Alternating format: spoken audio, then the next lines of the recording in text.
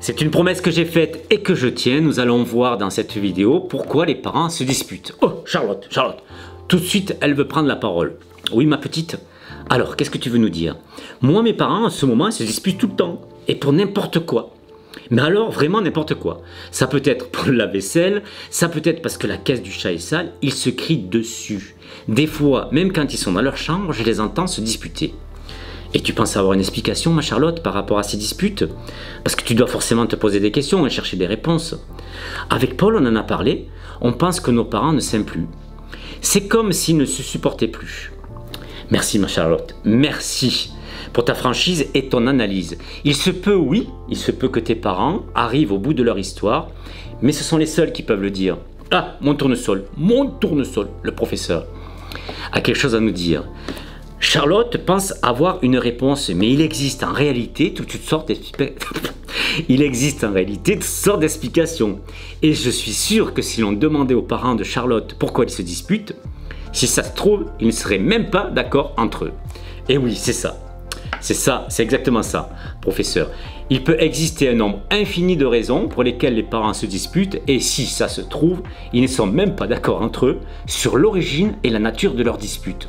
Donc, qu'est-ce que nous pourrions conseiller, mes amis? Mon Barbapapa, oui Barbapapa, le conseil à donner est de ne pas chercher finalement à trouver une explication à ces disputes. Adoc, oh là, remontez comme un coucou. Qu'est-ce qui t'arrive, Adoc? Non d'un bachik bouzouk. En fait, on n'en a rien à faire de la nature de leur dispute. Ah bon? Et pourquoi? Parce que ça les regarde, c'est leur affaire à ces bandes de cloportes. Ah, Capitaine Haddock est en forme. Maintenant, il traite les parents de cloportes. Pourquoi cette colère, mon capitaine?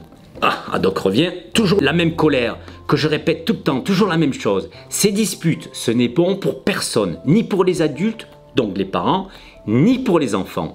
Mon ami Tintin, qu'est-ce que tu as à dire? Qu'est-ce que tu as rajouté? Que je suis d'accord avec le capitaine Haddock. Enfin, je suis d'accord sur les conséquences des disputes sur les enfants, bien entendu. Pas sur le qualificatif donné aux parents. Merci mon Tintin. Toujours aussi sage et mesuré, ça fait du bien. Ah, Barba Maman, ma Barba Maman, que veux-tu rajouter? Car je sais que tu es souvent d'accord avec Tintin.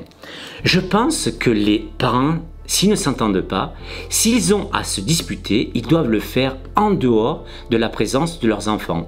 Nous, parents, nous devons préserver nos enfants de ces disputes qui les insécurisent, qui créent un malaise dont ils sont forcément atteints. Et oui, merci Barba Maman, ces disputes, c'est ce qu'on appelle le conflit conjugal.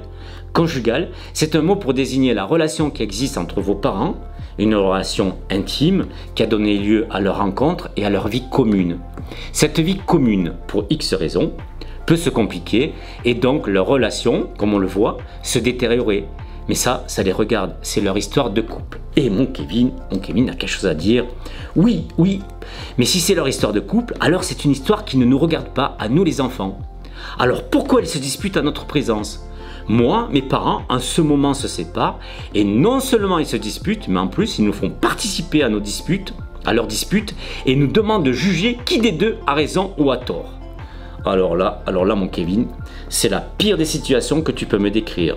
Non seulement tes parents se disputent, mais en plus, ils vous incluent, ton frère et toi, dans le conflit conjugal. Pour les enfants ou les adolescents, comme toi, Kevin, c'est la pire des choses. Qui pourrait nous dire pourquoi? Ah, ma douce et belle Barbella. Tu as une réponse? Oui, je vais être un peu sévère, mais là je pense que les parents dérapent. Ils n'ont pas et ne peuvent pas associer leurs enfants à leur conflit conjugal qui ne regarde qu'eux et seulement eux. Et oui, merci Barbella, elle est super. Et oui, c'est exactement ça.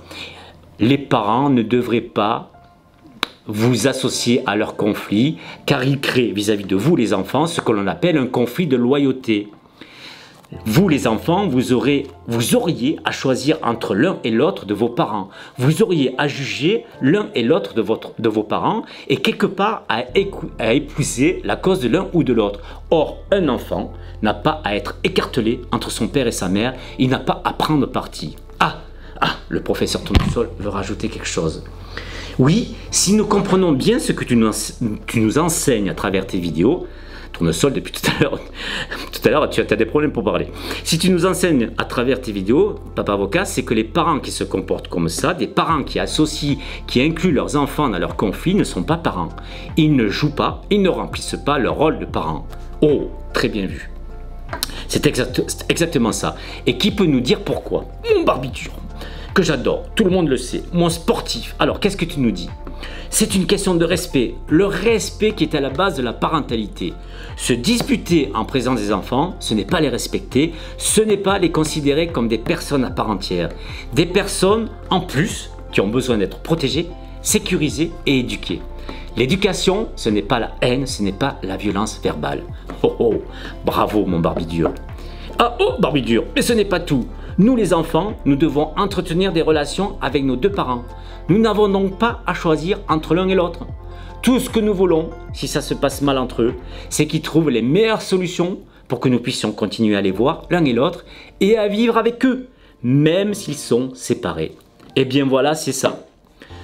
Vous les parents, disputez-vous si vous voulez, mais entre vous, et concentrez-vous, organisez-vous pour trouver une solution à vos disputes ou séparez-vous. Mais si vous vous séparez, faites-le sans couper en deux vos enfants, sans les mettre dans une situation de souffrance supplémentaire, inutile et en plus dommageable pour eux. Ah, Martine, qu'est-ce qu'il y a Martine? C'est vraiment comme cela qu'il faudrait se comporter Papa Avocat quand on se sépare.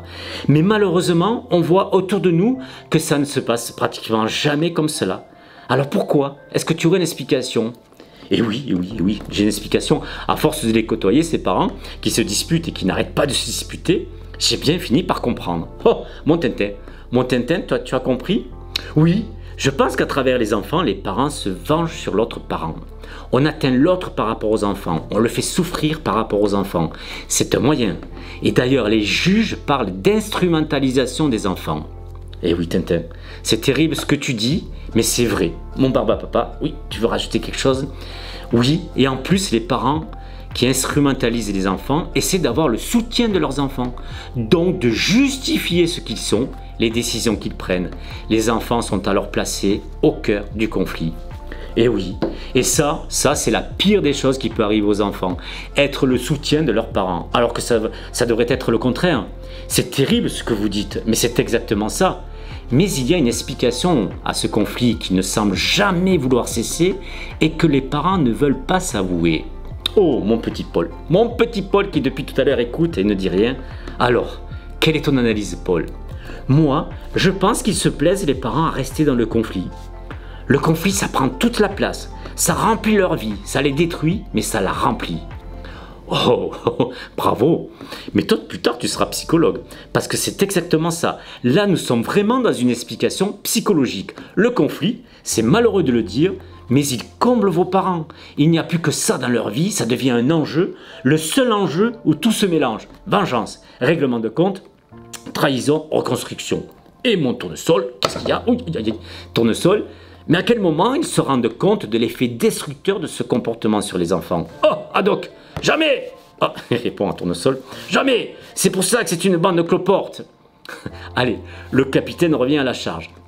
Eh bien non, mon capitaine, j'ai vu des parents changer radicalement de comportement.